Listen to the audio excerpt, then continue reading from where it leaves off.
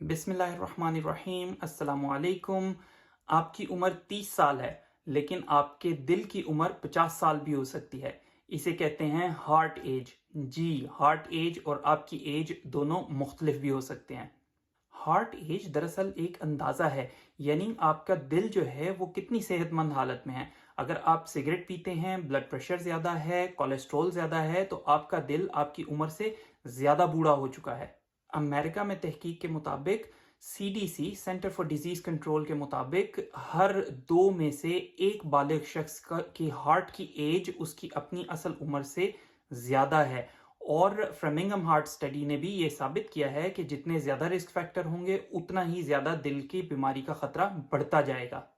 जब आपकी heart as ज़्यादा होती है तो दिल की नालियां तेज़ी से तंग होती हैं, दिल के अटैक का खतरा बढ़ता चला जाता है और ये सब साइलेंटली होता है और आपको पता भी नहीं चलता है। अच्छी खबर यह है कि आप अपने दिल की उम्र को रिवर्स कर सकते हैं, यानी आप सिगरेट नोशी से परहेज करें, रोजाना 30 मिनट की वॉक, और अगर हफ्ते में 5 दिन करनी है तो 45 मिनट्स की वॉक। अपने ब्लड प्रेशर और कोलेस्ट्रॉल को कंट्रोल में रखिए, वजन को कंट्रोल में रखिए और डाइट में सादा घर का बना खाना खाइए जिसमें कम नमक और ज्यादा सब्जियां शामिल हों। और ये सब चेंजेस आपकी हार्ट एज को कम कर सकते हैं और आपके दिल को जवान बना सकते हैं। अब सवाल ये है कि आपका दिल कितनी उम्र का है।